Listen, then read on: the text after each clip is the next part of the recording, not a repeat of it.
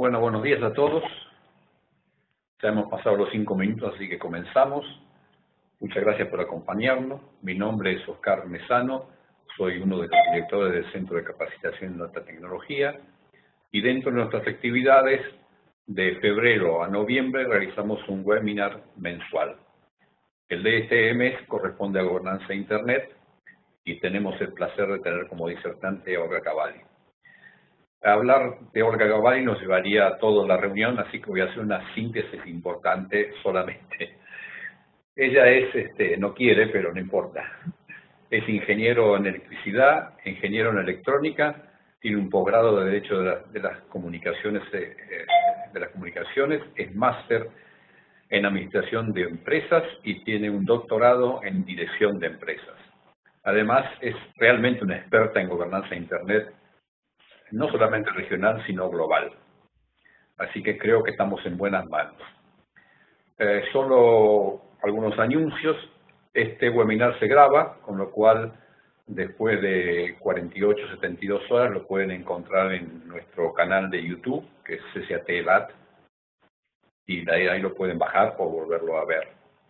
La única recomendación, mantengan los micrófonos apagados para que no haya otros ruidos, y las preguntas, por favor, háganlas por chat. Bueno, muchas gracias nuevamente por asistir y los dejo en manos de Olga Cavalli, que tiene todo el escenario para ella sola. Hola Oscar, ¿me escuchan? Sí, perfecto. Bárbaro, gracias Oscar. Se habrán dado cuenta que Oscar es un amigo y bueno, le agradezco mucho la invitación. Me parece que es una excelente iniciativa de CCAT-LAT, con quien yo personalmente llevo adelante muchas actividades y muchos proyectos en la región, que al final de mi charla les voy a contar brevemente. Les agradezco mucho que estén acá. Me sorprende que tanta gente esté interesada en este tema. Carlos, Carmiña, Claudio, Diego, Enrique, Gustavo, otro Gustavo, Jesse, John, Julio, Raúl, Roberto y quizás alguien más se sume en esta conversación. Lo que pretendo es que sea una conversación. Si tienen alguna pregunta durante mi presentación, me la hacen por el chat. Probablemente sea Oscar el que la vea, porque yo voy a estar concentrada en hablar. Y si no, al final he dejado un espacio para intercambiar algunas ideas, si es que tienen preguntas o comentarios. Cada uno de nosotros tiene distintas experiencias, tiene distintos conocimientos sobre el tema, así que nadie tiene una única verdad, todos tenemos distintas versiones y perspectivas, así que cualquier comentario y opinión siempre nos enriquece a todos. Hoy abrí el diario y antes esta mañana temprano y había dos noticias muy impactantes. Yo acá en la presentación les traje otra noticia más, un par de noticias. Y la noticia de esta mañana era que un auto autónomo de Uber atropelló a una persona, lamentablemente en Arizona, una noticia muy triste, pero que abre una realidad que se había planteado muchas veces en forma hipotética. ¿Qué pasa si el auto autónomo atropella a la persona? ¿Quién tiene la culpa? ¿La tiene la empresa que tiene el auto autónomo? ¿La tiene el software? ¿La tiene la cámara que no detectó que la persona cruzaba? ¿La tiene el sensor de velocidad? ¿La tiene Internet, que está todo conectado a Internet? ¿La tiene la gente que coordina Internet? Muchas preguntas, sin respuesta. Y les aseguro que después que termine la charla nos vamos a quedar con más preguntas que antes, pero bueno, esa es la idea. Reflexionar e ir evolucionando sobre lo que sabemos y sobre lo que no sabemos. Otra noticia que había hoy, y ahora voy a la noticia que les traigo acá, que me parece una de las más relevantes, es la noticia de esta sospecha de que Facebook ha provisto datos personales de unos 50 millones de personas, no menor cantidad, a una empresa de medios de Inglaterra para hacer una campaña, ¿no? Un tema político.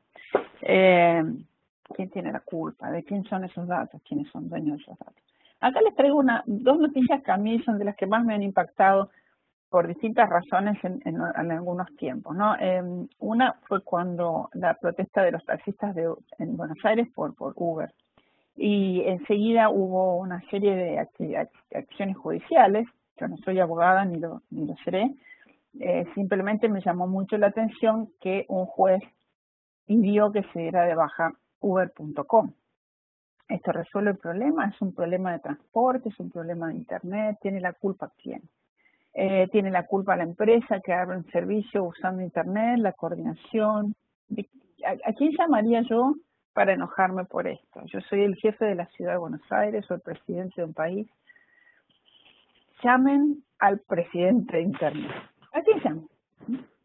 Otra noticia que también me impactó mucho en su momento, el director general de Google fue apresado por la policía en San Pablo porque se había publicado algún contenido en la red, en redes sociales de esta empresa y que no estaba autorizado. Entonces me pregunto yo si este señor tuviera que reclamar, ¿a quién reclamaría? ¿Quién es el dueño? Yo les voy a mostrar 2 imágenes más ahora para que vean, si ustedes tuvieran que hablar con el dueño de esa empresa, rápidamente sabrían quién es la persona, no importa quién es en este momento.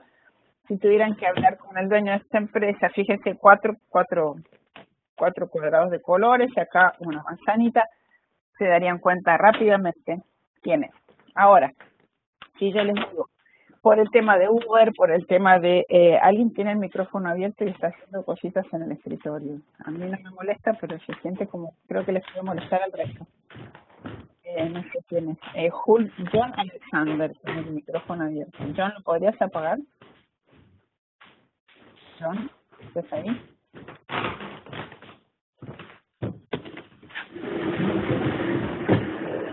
John, estás en un celular además. ¿Me escuchás? Bueno, no se da cuenta. Entonces, ¿cómo un gobernante o un jefe de gobierno, ay, gracias, John, apagaste el micrófono, muchas gracias.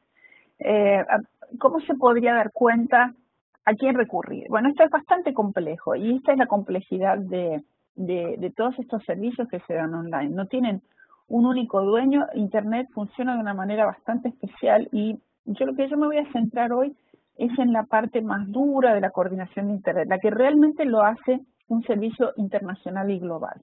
Las demás cosas se suman sobre esa plataforma que yo les voy a explicar ahora y las vamos a revisar un poco al final de mi charla. Entonces, Internet funciona y no tiene un único dueño. Y fue así como concebida originalmente en los años 70, 80, cuando se crea.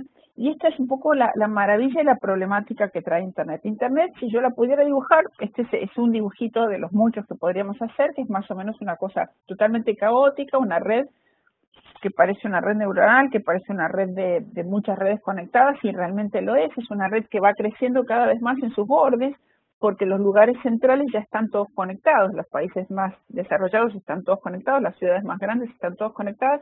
Entonces esta red, que no necesariamente geográficamente tiene un borde, va incluyendo cada vez más gente en su parte periférica. ¿Cuánta gente está conectada a Internet? Más o menos la mitad de la población del mundo. Esto significa que por ahora, con ancho de banda suficiente, la mitad de la población del mundo. No se olviden que mucha más gente usa teléfonos móviles. Más o menos debe haber, si hay unos 7.000 millones de personas en el mundo, debe haber unos 5.000 millones de teléfonos móviles. No tengo el último dato de la UIT, pero mucha más gente usa teléfonos móviles. No todos estos teléfonos tienen acceso a Internet, no todos son smart. Podría ser que en el futuro cercano sí lo sean. Entonces cada vez más gente va a acceder de distintos dispositivos, o computadoras, o teléfonos móviles, o tablets, o autos, o heladeras. ¿Cómo hace este caos que ustedes ven en la imagen para funcionar? Bueno, todo caos, si funciona coordinado a nivel global, que es como funciona, porque la verdad es que funciona bastante bien y bastante estable, es porque tiene un ordenamiento. No hay ningún caos que funcione sin ordenamiento, y ustedes saben por la historia del mundo que las anarquías duran poco. En general los seres humanos tienden a organizarse rápidamente de alguna manera, y las redes tecnológicas inventadas por el ser humano también. Esta red, que parece caótica, no lo es tanto y tiene una coordinación central, que es un poco la primera parte de mi charla sobre la que me quiero detener, y unos cambios importantes que hubo en los últimos 2 años. Cada cosa que está conectada a Internet tiene un identificador único. Los que son más técnicos ya sabrán este concepto. Los que no, sepan que se llama dirección IP. Eso es como si fuera mi DNI en Argentina, o mi documento de identidad, o mi número de pasaporte. Es un número que me identifica a mí en forma unívoca. Identifica cada cosa que está conectada a Internet en forma unívoca. Es una dirección que obviamente está en un registro central y no se puede repetir. No hay dos direcciones IP públicas iguales, porque si no habría un conflicto, porque la información no sabría dónde ir. Entonces la información va porque sabe dónde ir. La información es requerida por alguien con una dirección IP y vuelve a esa persona con esa dirección IP. O va a un sitio web. El sitio web tiene otra característica más, que es una parte importante de la coordinación internacional de Internet, que es el nombre de dominio. Un nombre de dominio tiene asociada una dirección IP y se identifica a todos los sitios de Internet del mundo a través de un nombre de dominio, que no es nada más que una ficción para que el ser humano se acuerde de un nombre, que es más fácil que acordarse de un número largo. Entonces, direcciones IP, nombres de dominio, son partes importantes de la coordinación global. Sin estos elementos, Internet no podría estar coordinada a nivel mundial y los datos irían para un lado y para otro y por ahí se perderían. Lo interesante es que esta información está centralizada en algunos lugares, sin embargo, el envío de los datos se hace a través de aparatos que se llaman enrutadores, que van viendo las direcciones IP que están más cercanas y si no buscan a las más lejanas. No hay un único registro mundial de todos los enrutadores que hay en el mundo, funcionan entre sí con cierta inteligencia en la cercanía y todos están coordinados a través de estos pocos elementos que se llaman recursos críticos de Internet. Las direcciones IP, el sistema de nombres de dominio, y ahora les voy a mostrar algo más. Me voy a adelantar un poquito, que son los servidores raíz. Toda esta información está en unos servidores que se llaman servidores raíz, en inglés se llaman root servers. ¿Dónde están estos root servers? Bueno, hay unos 13 root servers originales. Cuando Internet se empieza a desarrollar en los años 70, 80, estos servidores eran originalmente 13, siguen siendo originalmente 13. Sin embargo, hay copias de todos estos servidores en el mundo. Esto de los 13 servidores ha sido un tema de gran controversia durante muchos años. ¿Por qué hay 10 en Estados Unidos, 2 en Europa, 1 en Japón, ninguno en el hemisferio sur? Bueno, la verdad es que hay copias de los servidores raíz en todo el mundo. Acá tienen un mapa. Pueden encontrar un montón de copias de mapas de servidores raíz. Simplemente pongan en Internet, si les interesa el tema, root servers o mapa de root servers en el mundo, y van a ver que hay, esto va evolucionando, cada vez hay más copias. ¿Cómo son estas copias? De los originales 13. Todos los servidores raíz tienen la misma información. No sé cuánta edad tienen, supongo que serán mucho más jóvenes que yo. Todos los que están en la llamada, cuando yo era chica, los teléfonos estaban todos anotados en una guía telefónica, que era un bodoque así gordo, que de papel, que traía la empresa telefónica todos los años a mi casa. Y hoy sirven, qué sé yo, para poner debajo de los muebles, o no existen más. Podría ser una suerte de guía telefónica de Internet, donde está toda la información, son todos iguales. Y el hecho de que haya tantas copias en distintos países tiene que ver con varias cosas, fundamentalmente con dos cosas. Una es seguridad. Si alguien rompiera los 13 servidores raíz simultáneamente, bueno, habría por un rato algún problema de coordinación hasta que se pudiera establecer un nuevo ordenamiento y un nuevo repositorio de toda esta información general. Y otra es que cuando los enrutadores cercanos no encuentran la información para ir enviando la información de computadora a computadora entre las distintas redes que les mostré, van a parar efectivamente un servidor raíz a preguntar. Entonces, si está más cerca el servidor raíz, es mejor en el caso de que haya alguna consulta para poder enrutar la información. En América Latina, esta foto, no sé si están todos los que hay muchos, obviamente hay muchos más en Estados Unidos y en Europa por una cuestión de conectividad instalada, pero tenemos algunos instalados en la sede de la Cámara de Internet, en la calle Suipacha, en Buenos Aires, en Brasil, en varios países de América Latina también hay copias de servidores raíz, lo que facilita bastante el tráfico y nos da un margen de seguridad. La diferencia de la información actualizada entre los raíz y verdaderos y los copias es algunos pocos segundos, pero bueno, esa sería la única diferencia cuando la actualización de la información. Todos son iguales.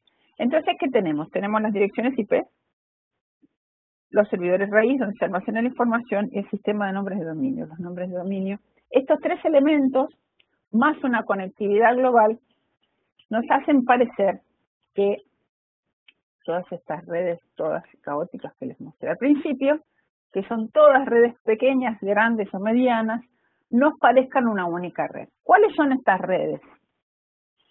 Yo tengo un servidor, una empresa que me da servicios en mi casa, por ejemplo, ahora estoy conectada gracias, estoy en la oficina que tengo en mi casa, estoy conectada gracias a lo que se llama proveedor de acceso a Internet. Esa empresa tiene una red propia que tiene una cantidad de usuarios. En el caso de esta empresa que yo uso, es una empresa, creo que es la más grande de Argentina. Puede haber ISPs pequeños. Yo he hecho proyectos de ISPs, de proveedores de acceso a Internet, en el interior de Argentina, que tienen 200, 300 clientes. Otra red. Es lo mismo, la grande y la chica, todas tienen que estar conectadas y coordinadas. Miles de redes en Argentina, miles en América Latina, millones en el mundo. Todas diferentes, todas de distintos dueños, todas con distintos tipos de infraestructura. Sin embargo, el protocolo TCP/IP, que es a lo que voy ahora, ha hecho que estas redes se puedan coordinar a nivel global y que parezcan una única red a través de estos tres elementos que yo les conté. Las direcciones IP únicas, el sistema de nombres de dominio y los servidores raíz donde se acumula esta información. ¿Quiénes idearon esta cosa fantástica? Porque es una idea muy interesante, porque ¿qué pasaba en los años 70? Ya había redes de comunicaciones que se habían desarrollado por los servicios telefónicos y por los servicios de telex. Sin embargo, no había tanto desarrollo de transmisión de datos en esa época y este protocolo se desarrolla pretendiendo usar esta infraestructura de telecomunicaciones que ya estaba instalada y arriba agregarle esta capa de coordinación. Esta idea fantástica la tienen estos tres señores, en especial falta uno que es Bob Kahn. A la derecha el señor bueno, hay dos con barba. El de barba más corta es Vint Cerf, que todavía está con nosotros, es un señor un poco mayor que en la foto. Esta foto es de los años 90, más o menos, una foto muy famosa. El que está sin barba es Steve Crocker, que fue el chairman del board de ICANN varios años, ahora se está retirando.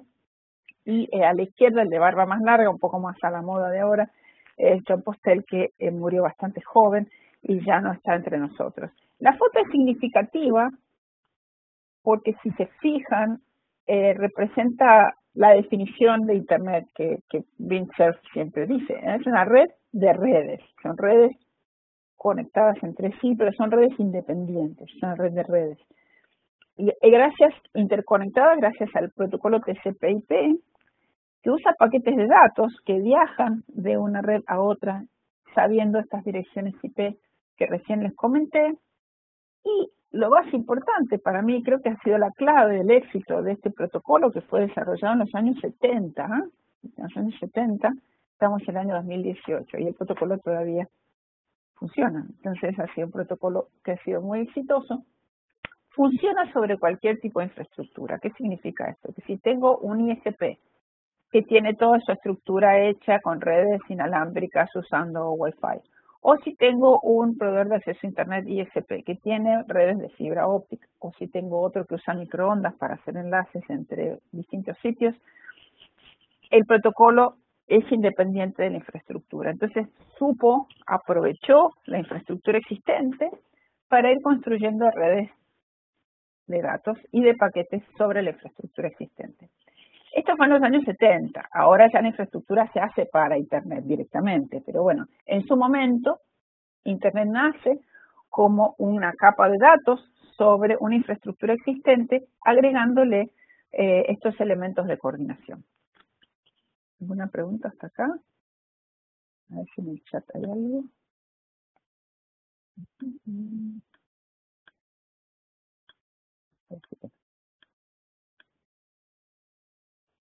Bueno, entonces vimos que son las direcciones, estas miles de redes en el mundo están coordinadas a través de estos elementos. Lo bello es que nos parece que sea una red única y le echamos la culpa a Internet porque Uber chocó a la señora y porque ponemos 50 millones de datos en Internet y alguien los usa o con otros fines, pero bueno, la verdad es que son muchos los actores. Yo les quiero centrarme ahora porque me han consultado mucho últimamente sobre esta coordinación global.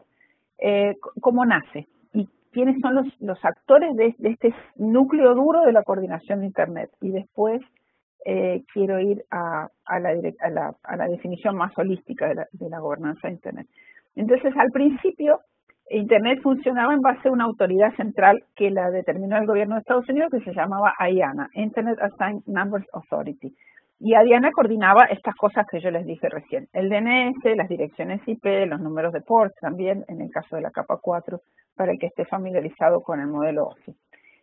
Y tenía acuerdos con una organización sin fines de lucro que está en Estados Unidos, en California, que se llama ICANN, y el gobierno de Estados Unidos, y también alguna relación contractual con el IETF, que es el organismo que hace los protocolos. Todos estos protocolos de TCP/IP, que es un montón de protocolos, no uno solo, que es bastante más complejo, los hace un grupo de expertos, un grupo abierto de expertos, que se llama Internet Engineering Task Force o IETF. A ver, que tengo acá acá está el nombre IETF, acá está el nombre de IANA, y acá está, bueno, el sistema de nombres de dominio se llama DNS, y las IP versión 4 y versión 6 son las IPs que les comentaba recién, que son identificadores únicos.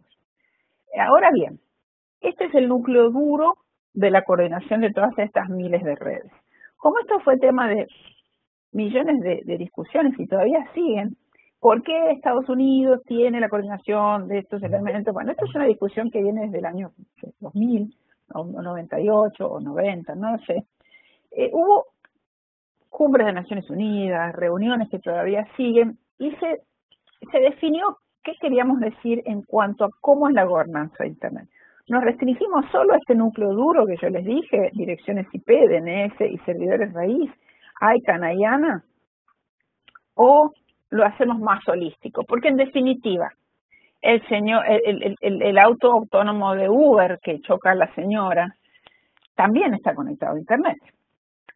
Y los datos personales de los 50 millones de personas que hoy salen en el diario, que Facebook usó para eventualmente la campaña de un político, también están en Internet. Y se hizo gracias a esta red de redes conectadas. Entonces, en el año 2005, se hace una definición de Internet Governance o de gobernanza de Internet mucho más amplia, mucho más holística, que comprende tanto el núcleo duro que yo les expliqué recién, como una serie de reglas que están sobre esta capa de datos que amalgama a estos millones de redes.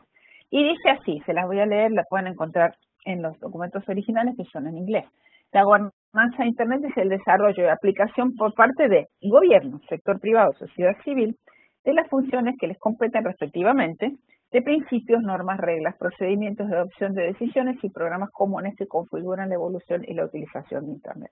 Esta, como ven, es una definición holística, cubre todo lo que tiene que ver con Internet, cubre toda la normativa de ciberseguridad, normativa de privacidad, normativa que pueda regular las fake news, normativa que pueda regular la infraestructura, el espectro, el uso de puntos de intercambio de tráfico, los servidores raíz, todo lo que les conté de sistemas de nombres de dominio, direcciones IP, todo está en esta definición holística de la gobernanza de Internet. Ahora bien, el tema de multi-stakeholder, y este es un tema complicado complicado para algunos stakeholders. ¿Qué es un stakeholder? En inglés es el shareholder, es por ejemplo si ustedes tienen una sociedad anónima, el shareholder es el que tiene acciones, es el accionista. Pero hay un concepto un poco más amplio, más holístico, si queremos usar la misma palabra que recién, que se llama stakeholder. Stakeholder, si bien no es un shareholder, no es uno que tiene acciones, su existencia y sus acciones también impactan al sistema. Por ejemplo, uno tiene una empresa, yo tengo una empresa textil, supónganse, y fabrico ropa. Mis accionistas serían los dueños de la empresa. Ahora bien, si yo tengo una huelga de todos mis empleados, mi empresa no funciona. O sea, si bien yo tengo dueños, si tengo una infraestructura, si yo tengo un problema con el gremio, yo también voy a tener un impacto en mi producción y en mi empresa. Entonces, el conjunto de empleados y la union y el gremio también es un shareholder. De alguna manera, esto se llama shareholder, no es dueño de la empresa, sin embargo tiene un impacto en lo que sucede en esa empresa. Podríamos decir esto lo mismo para Internet, este concepto de partes interesadas. La traducción al español de stakeholder es partes interesadas. No es una traducción muy bella, pero es la que se usa.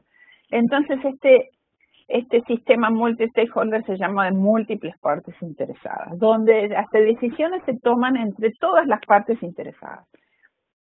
Esto no es fácil porque los gobiernos son una parte interesada, pero son una parte que es más parte que otras, o no, es para discutir. ¿Qué pasa con los gobiernos? Los gobiernos, además de ser un shareholder importante, son los que hacen que se cumpla la ley en sus jurisdicciones. Entonces esto hace que los gobiernos tengan un rol más importante o diferente, por lo menos más distintivo, que por ejemplo una organización de sociedad civil o la comunidad técnica que hace los distintos estándares o la academia que hace estudios y universidades o el usuario final, que no es nada menor en toda esta historia. Sin embargo, el tema de los gobiernos es complejo porque los gobiernos no están acostumbrados a este modelo multi-stakeholder, múltiples partes interesadas. Los gobiernos están mucho más acostumbrados a un intercambio de negociaciones multilaterales. ¿Qué significa? Gobierno con gobierno. Bilateral, dos gobiernos. Multilateral, varios gobiernos. ¿Qué es un organismo multilateral? Naciones Unidas, por ejemplo. Una bilateral es cuando dos gobiernos se sientan a hablar. Una bilateral entre Argentina y Brasil, entre Argentina y Chile. Ahora, una reunión multilateral sería una reunión regional o global, podría ser Naciones Unidas, la Organización de Estados Americanos, donde los gobiernos se sientan a negociar con gobiernos. La gran diferencia es que estos intercambios entre gobiernos están regidos por acuerdos internacionales ya establecidos. Naciones Unidas, la OEA, son todas organizaciones que se han creado luego de debates y acuerdos entre países. Este tema del multi-stakeholder es nuevo, ha llegado para quedarse y lo que les quiero comentar ahora es un proceso que se desarrolló entre el año 2015 y 2016, 2014, 2016, que fue un proceso multiparticipativo de múltiples partes interesadas en el que el gobierno de Estados Unidos decide ofrecer la coordinación de estos recursos críticos que les comenté recién, las direcciones IP, el sistema de nombres de dominio, los servidores raíz, a la comunidad de Internet. Es un tema del que no se habla tanto, a mí me ha parecido muy importante porque fue un reclamo de la comunidad durante muchos años y por primera vez ha sido un proceso no multilateral, sino multiparticipativo. Entonces les voy a contar brevemente de qué se trata eso y después vamos a temas un poco más holísticos. Entonces, las funciones estas que yo les contaba de IANA, que se desarrollaron como parte de una red que se llamaba ARPANET, que es un proyecto de defensa del Departamento de Defensa de Estados Unidos, se nuclean en una organización que se llama ICANN, una organización sin fines de lucro, que se crea en la presidencia del presidente Clinton en el año 98. Entonces ICANN llevaría las funciones de IANA. Entonces ICANN es la responsable de coordinar las direcciones IP, los nombres de dominio. ICANN significa Internet Corporation, corporación de Internet, for assign, para la asignación, the names and numbers, de nombres y números. Entonces se ocupa de los nombres de dominio y de las direcciones IP también. En marzo del 2014, después ¿se acuerdan de Snowden?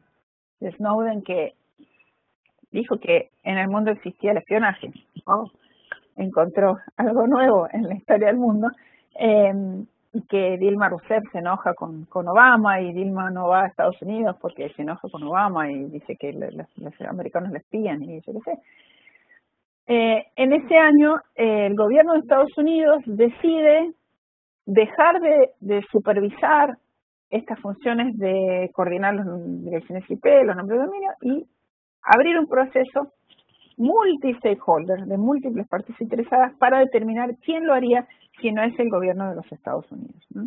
Puso algunas condiciones, no podía ser un gobierno ni podía ser un grupo de gobiernos. Esto excluía, de hecho, a, por ejemplo, las Naciones Unidas o la Organización de los Estados Americanos o cualquier organismo multilateral, como les contaba hace un rato, que siempre mantenga la seguridad y la estabilidad de Internet y que cumpla con expectativas de las partes que están involucradas en Internet, ¿no? Internet abierta, segura, estable. El proceso se llevó adelante. Es la primera vez en la historia, creo que por lo menos de lo que yo conozco, en el que un proceso multiparticipativo tiene impacto porque es vinculante con cosas que le pasan a Internet, porque cambió la estructura y la coordinación de todos estos recursos críticos. Entonces, se convocó a la comunidad de partes interesadas para llevar adelante este proceso. Voy a resumir un poco porque quiero contarles algunas cosas más. Entonces, ICANN, que es la organización que nuclea estas recursos críticos de Internet, abre dos procesos.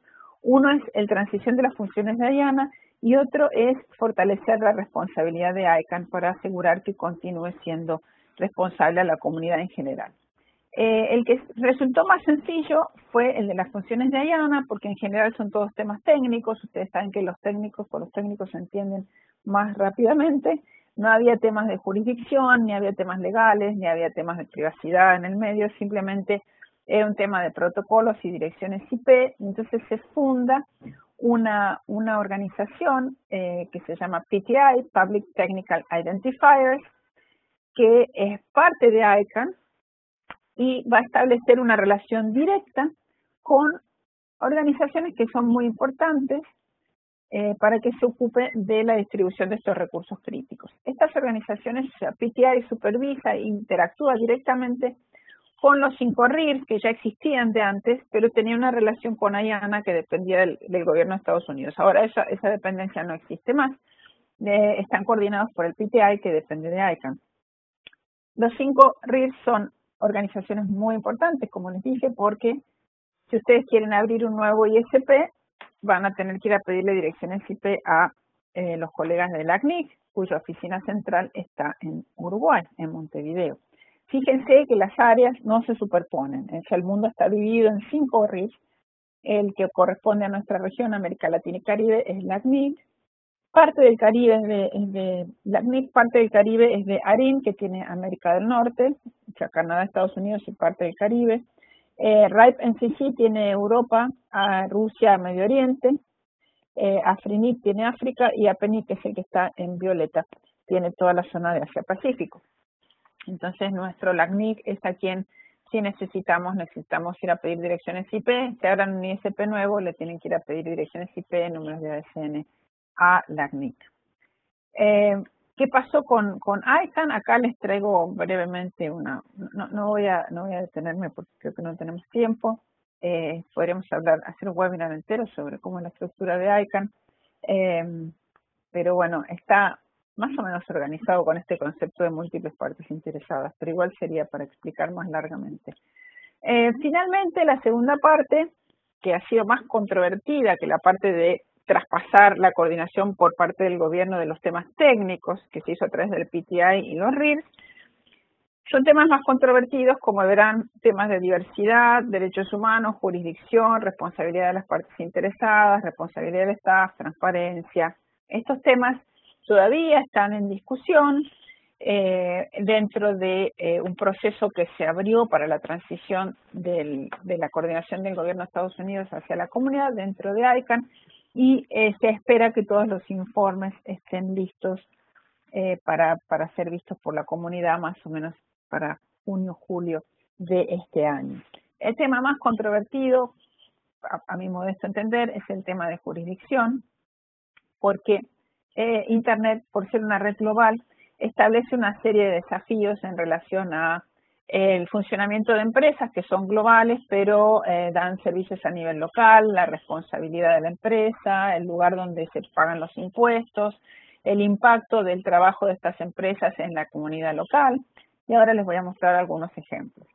Este proceso de transición del gobierno, de la coordinación del gobierno de Estados Unidos hacia la comunidad no ha recibido el beneplácito de todos los congresistas y políticos de Estados Unidos. No crean que todos los americanos estaban felices con esto. Acá les traje un póster que se difundía en aquella época promoviendo a un congresista de Texas que se llama Ted Cruz, quien quería parar el intento, lo que él llamaba de una suerte de privatización de Internet por parte del gobierno del presidente Obama. Si van a Internet van a encontrar muchos otros de estos panfletos, pero bueno, me pareció divertido mostrárselos. Algunos comentarios decían, ahora que había un gobierno republicano, a diferencia del gobierno demócrata de Obama, el tema se iba a volver a revisar. La verdad es que todavía no se sabe, puede ser que pase, pero bueno, por ahora no hay ningún comentario en relación a eso. Y este sería el núcleo duro y cómo ha evolucionado en su gobernanza desde su comienzo, de la supervisión del gobierno de Estados Unidos hasta hoy, que está en manos de organizaciones sin fines de lucro, que tienen una coordinación con varias partes interesadas que participan en ella, sin una supervisión del gobierno, de un gobierno en particular. Pero la jurisdicción de esta organización sigue siendo California. O sea que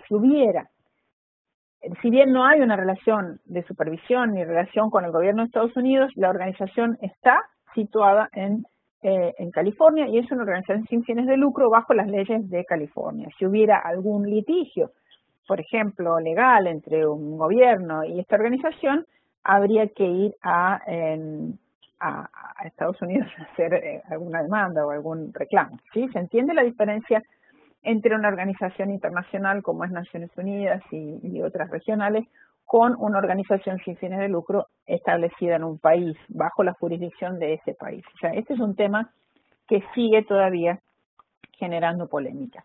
Otros temas que tienen que ver con la gobernanza holística de Internet y que suceden sobre la coordinación que yo les comenté recién de las direcciones IP, los números de dominio y los servidores raíz. Esta sería la infraestructura sobre la cual suceden otras cosas, por ejemplo, coordinaciones de puntos de intercambio de tráfico y XP, cómo se coordina el espectro, para qué se usa el espectro. Acá, esta es una parte fundamental de Internet, en especial ahora que todas las cosas tienen que estar conectadas, autos, heladeras, todo es inalámbrico y el uso del espectro radioeléctrico y de tecnología para estas cosas es fundamental. ¿Qué pasa con la seguridad? ¿Qué pasa con las leyes de ciberdelito que son que tienen validez a nivel nacional jurisdiccionalmente hablando y sin embargo hay un solo convenio que es la Convención de Budapest del Consejo de Europa, que es el único elemento internacional? Habrá tratados en el futuro, no lo sabemos. El tema de privacidad que está hoy en todas las tapas de los diarios. ¿Qué pasa con la protección de mis datos? Hoy habrán visto muchas notas de que los datos son el nuevo petróleo de la era moderna, para vendernos publicidad, que no es nada nuevo. Sin embargo, al estar tan globalizado, se hace mucho más poderoso.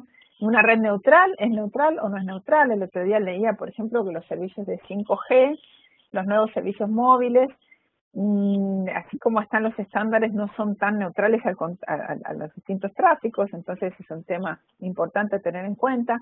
¿Qué pasa con la propiedad intelectual? Ahora voy a ir un par de ejemplos. ¿Qué pasa con nuevos modelos de negocio, con las fake news?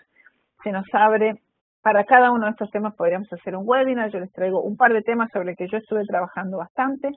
ICANN abre como una suerte de licitación para hacer nuevos dominios genéricos, que es la parte, y globales, de alto nivel, que es la parte que va del punto hacia la derecha, por ejemplo, .com, .net.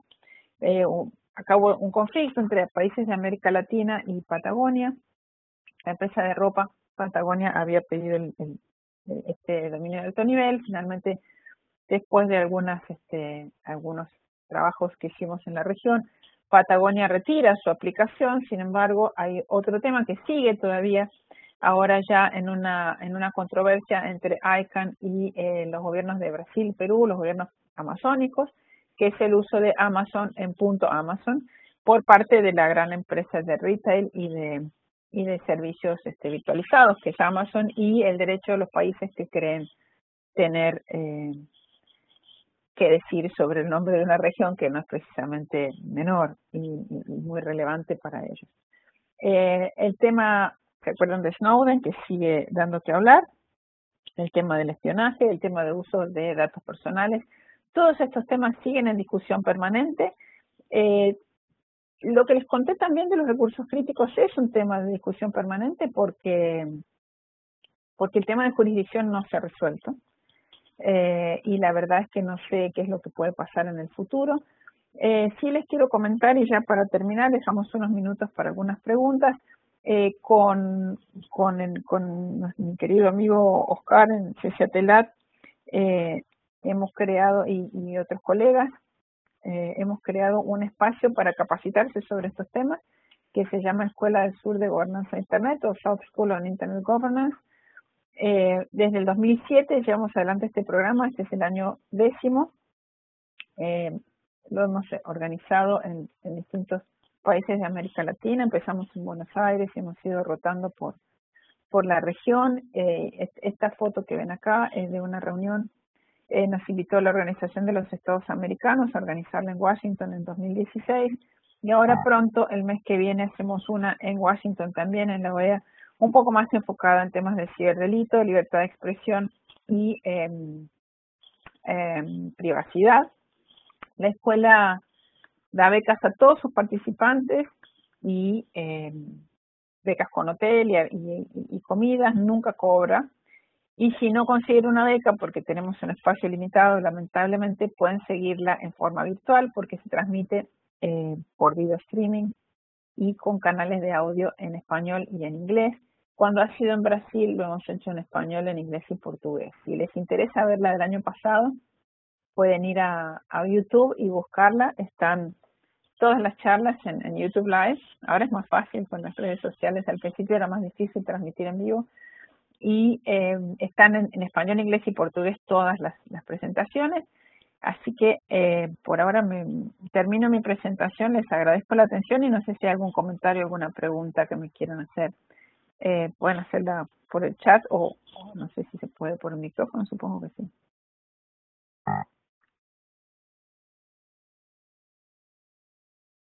En el chat.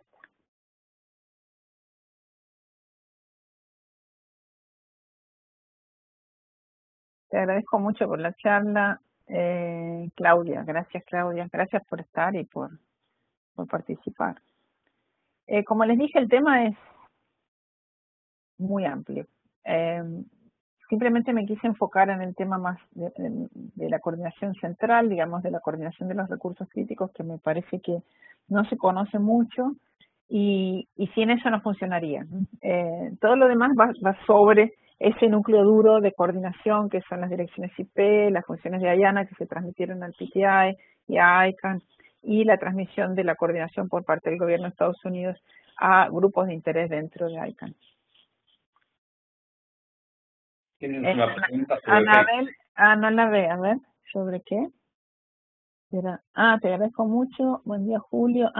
YouTube CCATELAT es el canal. Bueno, estoy yendo hasta para el chat para arriba, discúlpame, te agradezco mucho por la charla, buen día Julio. Ay, no la veo, ¿vos la ves, Oscar? Perdón, que no la veo. No veo la pregunta, ¿me la puedes repetir? Sí, yo te la leo. ¿Vos la lees? ¿Vos la ves? Acá está. Sí, sí.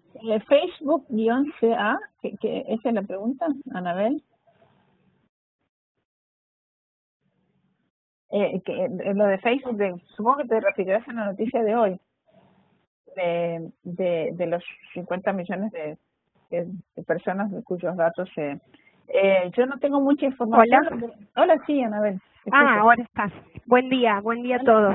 Tenía silenciado el micrófono. Ay, Anabel, eras vos, no sabía que Anabel era yo, Anabel Cisneros. Buenos días a todos. Ya. Mi pregunta para vos es, ¿por qué crees que tuvo tanta repercusión lo de Cambridge Analytica cuando en realidad es bastante público de que cuando uno hace encuestas por Facebook o todos estos aplicativos y juegos y fotos y demás que aparecen de aplicativos de Internet, en definitiva están tomando datos de tu perfil. Cada juego o cada aplicativo que está sobre Facebook, normalmente para jugar o para usarlo, mínimamente te pide tus datos públicos, el perfil y hasta tu lista de amigos. ¿Por qué? Mi pregunta es, ¿cuál es tu opinión de por qué causa tanta controversia? Si bien todos somos conscientes de que cuando usamos este tipo de aplicativos usan nuestros datos, que los hayan usado para hacer un predictivo sobre cuál era, digamos, el resultado de las elecciones, podría haber sido ese o podría haber sido sobre orientación, no sé, política, religiosa. ¿Por qué crees que tiene tanta repercusión esto si es bastante público que nuestros datos se usan y con nuestro consentimiento? Sí, Anabel, coincido con tu... mi opinión es que como tiene impacto por temas políticos entre países muy importantes, me parece que eso es lo que le da tanta relevancia. Cuando aparecieron estas revelaciones de Snowden, yo dije, bueno, basta, descubrieron que en el mundo existe el espionaje. No es nada nuevo, esto es más viejo que la historia. Sin embargo, el hecho de que se puedan manipular datos de 50 millones de personas para impactar en una campaña presidencial del primer país del mundo, me parece que esto es lo que le da el impacto mediático que tiene, porque como bien decís vos, todos sabemos que nuestros datos son usados. Por otro lado, yo a veces me pregunto, ¿no?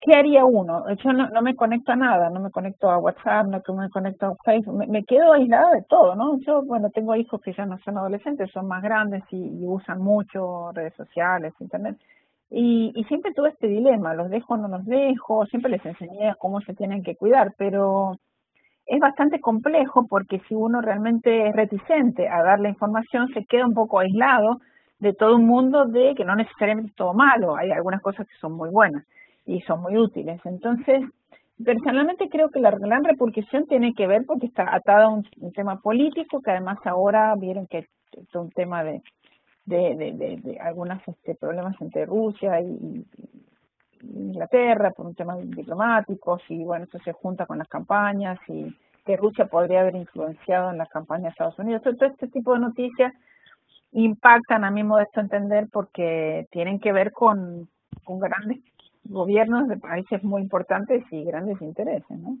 Pero sí, son cosas que ya sabemos. Adelante, Víctor Hugo, si quieres hablar.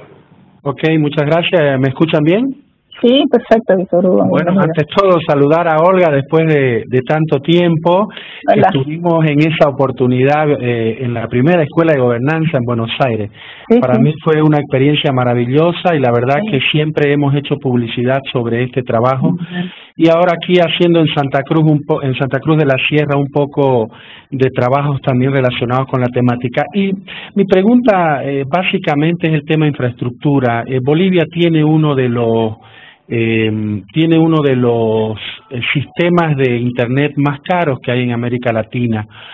¿Cómo se puede trabajar, Olga, en este sentido para lograr, yo sé que quizá esto está en manos del gobierno o de las empresas privadas que tienen en sus manos la posibilidad del tema de infraestructura, pero cómo desde la sociedad civil nosotros los usuarios, los beneficiarios de Internet y de todo lo que viene relacionado a la nueva tecnología podemos aportar para lograr quizá involucrarnos más en esa temática del costo de lo que vale navegar en Internet, sobre todo le digo por Bolivia, ¿no?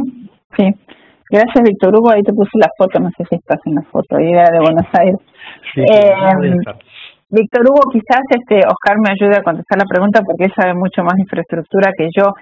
El problema que tienen algunos países, como es el caso de Bolivia y de Paraguay, y algunos países en Europa y en Asia y en África, es que no tienen acceso directo a los cables submarinos que van por las costas. Entonces, esto se llama en inglés landlocked countries, o como países encerrados en la tierra, ¿no? Landlocked. Y esto hace que al no llegar los cables, bueno, Anabel sabe mucho más que yo de esto también, al no llegar los cables submarinos directamente, ese cable tiene que conectarse a través de redes de fibra que tienen que pasar, en el caso de Bolivia, o por Argentina, o por Brasil, o por Chile, o por Perú, ¿sí? Que son los países que tienen frontera. Yo creo que para América Latina sería ideal tener como un anillo de fibra incluso para beneficio de Paraguay, que tiene un problema parecido. Al tener altos costos de Internet internacional, ese costo alto se traslada indefectiblemente al usuario final, porque el usuario final tiene un precio que el ISP forma en base a sus costos de infraestructura nacional e internacional. Forma un precio y bueno, después ofrece el servicio. Pasa algo parecido, por ejemplo, en localidades distantes de países muy grandes geográficamente como Argentina o Brasil. No es lo mismo la conectividad en Buenos Aires que la conectividad en Salta o en Santa Cruz, donde además tenés que pagar el tramo, digamos, de nacional de conectividad, que en algunos lugares está muy conectada. Por ejemplo, el centro de Argentina está muy conectado, pero el norte y el sur están menos conectados. Por ejemplo, ahora estamos trabajando con algunos colegas de sociedad civil en temas de conectividad en Jujuy, en el norte de Argentina, cerca de Bolivia, donde la conectividad es bajísima, el servicio es caro y no es bueno. Entonces, ¿cómo hacer para hacer redes comunitarias ahí? Yo creo que la sociedad civil tendría que por ahí hablar con los reguladores. Si los reguladores se pusieran de acuerdo y los gobiernos se pusieran de acuerdo, podrían hacer algún anillo de fibra óptica. Quizás los otros colegas que estén en la llamada sepan más que yo de esto, cómo está evolucionando. Pero Gracias, para mí sí. pasa por ahí el tema. Okay. Estamos haciendo los esfuerzos, de todas maneras, de la sociedad civil para lograr este tipo de cosas, ¿no? Gracias por la respuesta. Muy bien. Acá dice Anabel que hay un mapa interesante con cables submarinos acá nos pasa un link. Gracias, Anabel. Me parece que esa es la razón principal. Y después, bueno, desarrollar a nivel nacional, que eso ya es un tema más del gobierno, ¿no? Y de de las empresas. Sí. Y gracias por el recuerdo de la escuela. Que la primera fue la más difícil, pero fue la más emblemática. Sí, por supuesto, fue hermosa realmente. Fue muy linda. ¿Vos ves más preguntas, Oscar? Porque yo no veo todo el chat acá y por ahí me estoy perdiendo de algo. No, solo Anabel que pone un mapa de cables.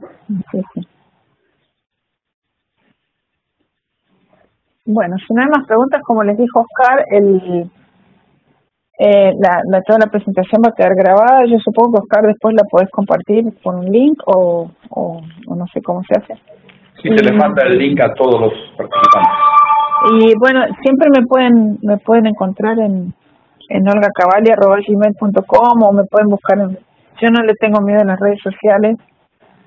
Mi información está online, estoy resignada a eso y me parece bueno, nunca tuve problemas. Al contrario, solamente he tenido satisfacciones porque me he encontrado con un montón de gente querida que hacía mucho tiempo que no veía, compañeros de facultad, de primaria, de secundaria, amigos que tengo en todo el mundo. Así que yo veo la tecnología con ojos muy positivos, trabajo con la tecnología desde toda mi vida, desde que me recibí. Así que me pueden encontrar en redes sociales o por mail, cualquier consulta. Y bueno, espero verlos por aquí y allá. Si les interesa la escuela, la van a poder seguir remoto. Es el 30 de abril, 1 y 2 de mayo. Si me siguen en redes sociales, vamos a publicar los links para acceso remoto. ¿Dónde va a ser, Olga? En Washington, en la OEA. Nos invitaron de vuelta en la OEA. Qué lindo. A ver cuándo hacemos algo aquí en Santa Cruz de la Sierra, Bolivia, ¿no? Me parece que está faltando en el mapa Bolivia ahí. Sí, pero bueno. A pesar de los problemas, pero te aseguro que podemos hacer algo interesante. Bueno, hablemos. Siempre lo hablamos, por supuesto. Pero últimamente yo tengo una frase que la repito un poco, ¿no? Hay que pasar de la declaración a la acción. Hay un montón de cosas que se dicen, pero bueno, hacer cosas requiere un paso más. Requiere tiempo, compromisos, presupuestos y otras cosas, pero nosotros siempre dispuestos en la medida de nuestra posibilidad y por supuesto CCTLab, que es la casa, digamos, la casa de la escuela. Yo simplemente ayudo con el programa. Sí, señor. Así es. Gracias, muy lindo todo. Bueno, gracias a todos. Carlos Víctor dice muchas gracias, de nada, me alegro que les haya gustado y bueno, nos estaremos viendo en la virtualidad o en la vida real. Les mando un abrazo a todos. Okay, muchas gracias, Olga, y gracias a todos por asistir y espero verlos en el próximo webinar. Será hasta el próximo. Gracias, Oscar, gracias a todos. Un abrazo, chao. Chao, chao.